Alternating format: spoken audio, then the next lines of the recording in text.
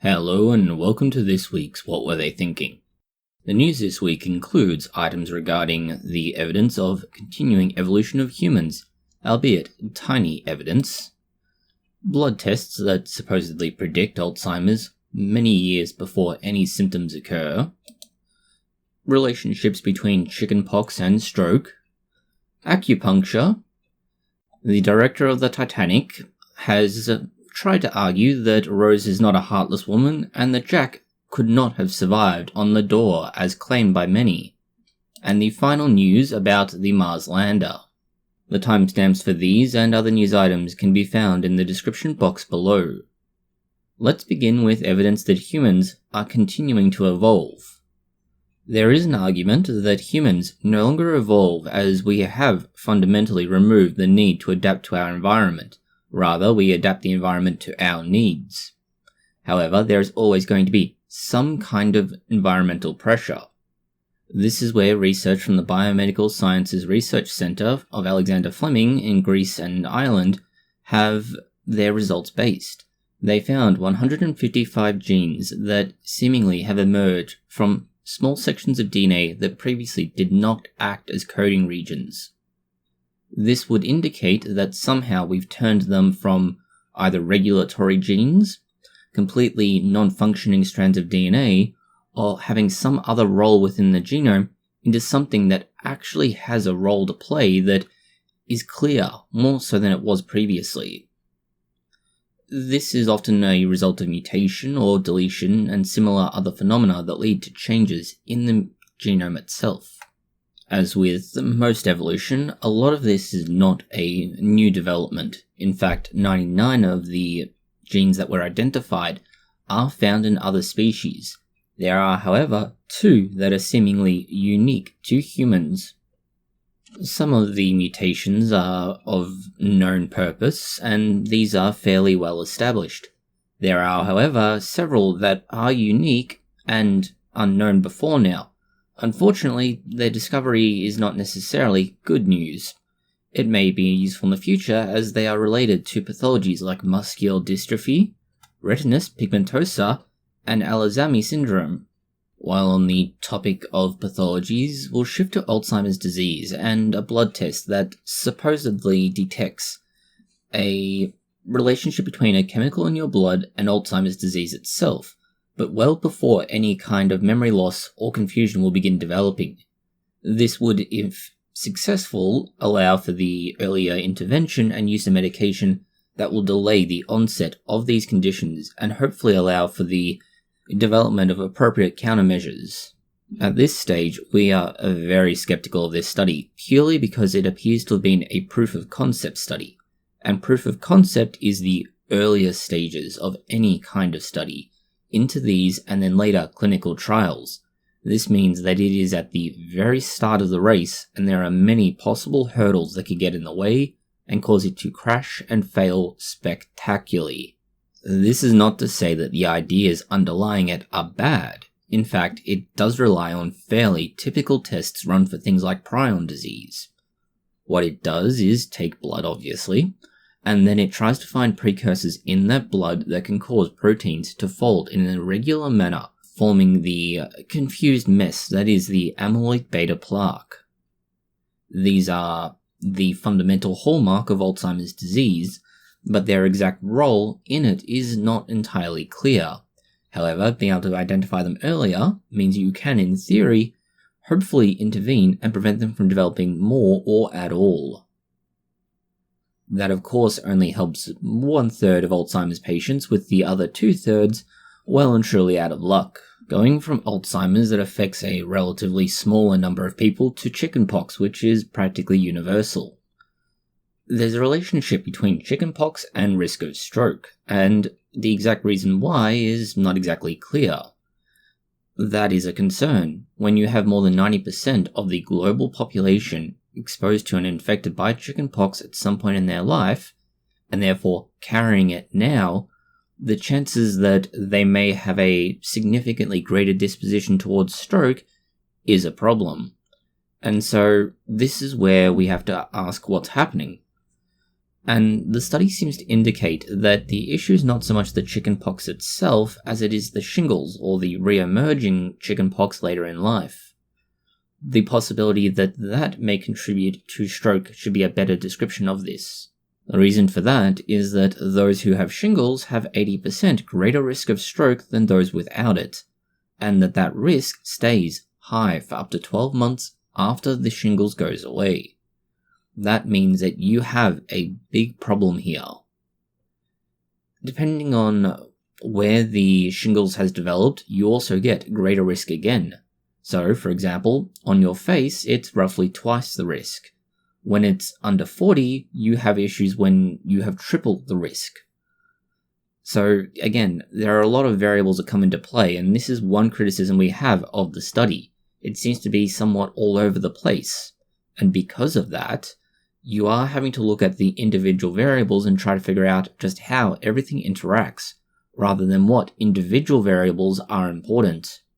As the research shows, it's not necessarily the chickenpox, but the shingles, and then from the shingles, it's not by itself that this causes the increased risk of stroke.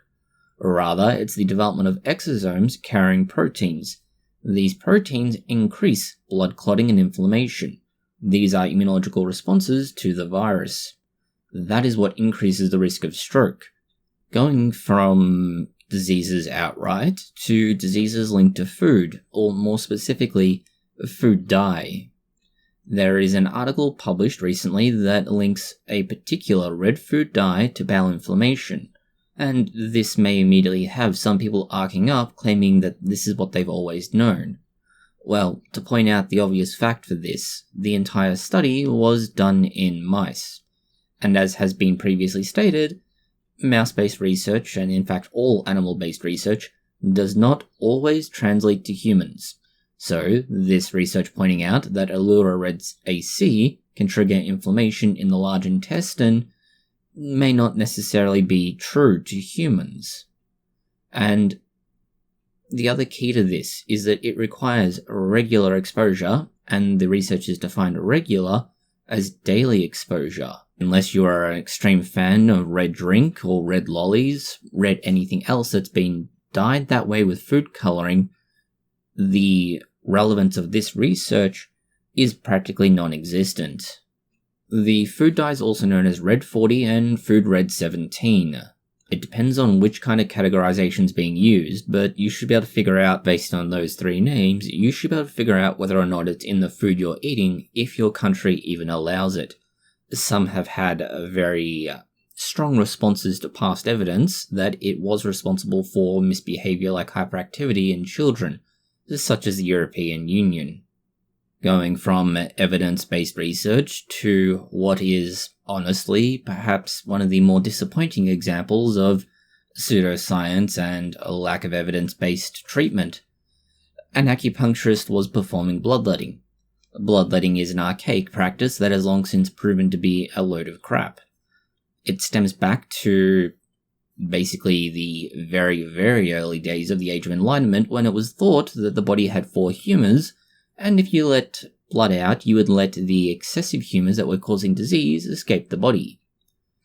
We obviously know that this is not true anymore, and that blood, well, is full of blood, and that by letting it out of the body, all you're doing is creating an opening for some sort of nasty pathogen to get into the body and cause sepsis. This would then be another disease that needs to be treated. This is why the acupuncturist was banned from conducting the procedure by their own, let's say, authoritative college. The regulatory body has proven itself to be about as effective as naturopathy regulators are, as all they've really done is found them guilty of misconduct for performing the bloodletting procedure, banned from doing the procedure, and then that's about it initially. The result of ignoring that ban is that they've then suspended their license, which, yes, that's incredibly helpful. It's not as though this is going to stop them from doing something that you've already banned them from doing. It's an incredibly powerful and compelling approach to this, except it's not. Other than the fact that they're breaking their own regulators' decisions, the other big issue here is what an inspector found when they conducted an inspection of their place of operation. This is primarily how they handled biological waste. They were putting blood waste and other bodily fluids into household trash. This is not what you do. Assuming that for no other reason than the risk that perhaps somebody could get stabbed from a sharp or similar, you specifically use sharps containers for things like lancets used in acupuncture. If you have blood, you dispose of that as a biological hazard, as blood can transfer diseases very readily, whether they are viruses, and there are plenty of those about, or if the person has something like prion disease. While the risks are lower, they are not negligible, and so this is a huge danger to anybody who would be handling that otherwise considered household trash. The perhaps worst part of all of this is that all of these issues are continuations of problems identified all the way back in 2012, where they also had the same disciplinary measures taken, but they also had included at the time instruction not to use the title doctor, primarily because they're not a doctor, painting us surprised. Well, not, but still. Next we have a systematic review of acupuncture. Acupuncture, as has been pointed out repeatedly throughout the years, is not a justifiable approach to anything. There is basically no evidence outside of China that it can resolve any kind of problems, more so than a placebo. This is where the systematic review of the systematic reviews comes into play. While systematic reviews of systematic reviews isn't the best kind of research, as it's better to go directly to the publications themselves, sometimes this can be quicker and easier. So long as they have an appropriate measure in place to identify any missing publications, this should be fine. Having looked at the article, the summary finding is fairly straightforward. There's no basis in anatomy, physiology, or anything else, and nobody can really deny this. Putting needles just barely under the skin, so they don't really cause any kind of interaction or reaction, isn't going to have an effect. The worst case scenario is that all you've done is open up the body to infection. There's no mechanism for it to work, and the key that is responsible for the flow of energy in the human body has yet to be quantified, identified, or effectively found to do anything, so you can rely on that to be extremely compelling evidence.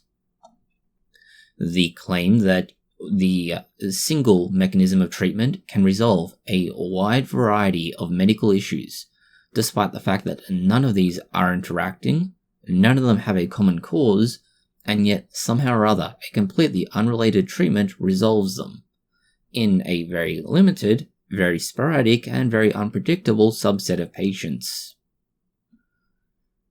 There's disagreement on just what exactly is the acupuncture point, and so, again, claiming that an acupuncturist treating the same condition in one location and another treating it in a different location, and yet both claiming to have resolved the condition, is a problem. There's no research indicating that it actually works for any condition, or that it has any kind of effect, and that just about all of the publications are only reporting positive results, and that much of those positive results, again, can't be replicated outside of mainland China. Those that can be tend to have some significant red flags in their design. As the quote in Science-Based Medicine says, "Despite a vast number of randomized trials, systematic reviews of acupuncture for adult health conditions have rated only a minority of conclusions as high or moderate certainty evidence, and most of these were about comparisons with sham treatment or had conclusions of no benefit of acupuncture. Conclusions with moderate or high certainty evidence that acupuncture is superior to other active therapies were rare." The less polite way of phrasing this is that acupuncture does nothing and is a load of crap. It is sold by those who want to claim that it works while fleecing people of any and all money that they can in the hopes that either that they get bored with the treatment, that the placebo effect takes effect, or that they give up and go away and get actual treatment while leaving them with their money. After all, you can't prove a negative. Proving that the treatment didn't work is like saying, well, there isn't a God. You don't prove a negative, you prove a positive. You either have to prove that the treatment works, or that something exists and there is a consequence. And this is why the systematic review is so important. It found that there is no evidence that it works. Another issue with a lot of the research that has been identified in this study is that, well, they've included acupuncture and electroacupuncture under the same category. Acupuncture by itself just involves, as mentioned, small lancets placed just under the skin. Electroacupuncture does pass a current into the body, and this electrical current will stimulate the nerves. Looking at the 56 health conditions that were covered, and ignoring those that had electroacupuncture, some had high-quality evidence. One of these was for assisted reproduction, and the association for that was negative, which means it does not help. The other results that were at least nominally evidenced involved shoulder pain and fibromyalgia, but they also had issues to do with the low number of studies that were at least reasonable quality. And in short, there were 8 studies. Some of these involved electroacupuncture, so again, you have to point out that there is a distinction between these, and it's an important distinction. Then there were some of these that had issues to do with using the wrong points in the body, and so there was discrepancies across studies as to where lancets should be placed, and so you could not draw a comparison between them. This is why across the thousands and thousands of studies that have been published on acupuncture, you need systematic reviews. Without these, you can't begin to cut away the trash studies, those that are so low quality that they can't be relied on as anything but a way to waste paper. Of high quality studies, there was basically only a small subset that could be used because they were actually acupuncture, and of those, there wasn't enough to be able to demonstrate that there was any kind of positive effect. Therefore, you can simply conclude acupuncture does nothing. Next we have the study, let's say, that James Cameron has been claiming proves that his movie, The Titanic, involving Rose and Jack, was right to portray Jack's death, as neither of them could have survived together on the makeshift raft. There have been plenty of, let's say, meme images that show how both Rose and Jack could have both been floating on the large broken door in the ocean and therefore could have survived. These images show that the way the movie depicted Jack's death in the water was simply wrong. Apparently, this has annoyed Cameron so much that he had to commission a study showing that only one person could have survived. This study is interesting. Much like the acupuncture studies, there are a lot of flaws in this design, and as a result, the evidence is not exactly compelling. The fact that people have been going on about this particular scene for 25 years and apparently causing Cameron a certain amount of angst is somewhat funny.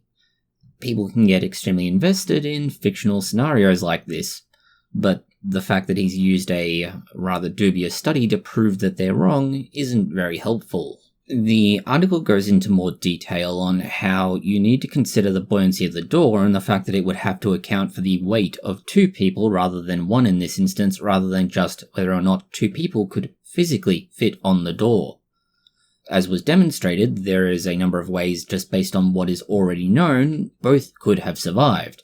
The simplest simply being to put Rose's life jacket under said door. That would have given enough buoyancy to keep them both alive. Not exactly the tragic ending everybody is used to seeing. Apparently, the results of this will be published sometime next year. The final news item we have for you this week is that Mars's lander has finally powered down, 4 years after it finished its job. This news is about as depressing as the last time one of NASA's vehicles on Mars powered down. Admittedly, this is somewhat less prosaic than last time one of NASA's vehicles powered down, wherein it was translated to mean, my batteries are low and everything is getting dark. In this case, they've simply announced its retirement, which is an interesting way of describing what's happened. It's like saying old gal has been sent to live on the farm. This takes the number of active vehicles on Mars from 4 to 3. 2 of them are related to NASA and 1 to the Chinese Space Agency. That's all the news we have for you this week. Thank you for watching. If you found it interesting, consider liking, sharing, and subscribing. Please post any comments, questions, or suggestions you have below.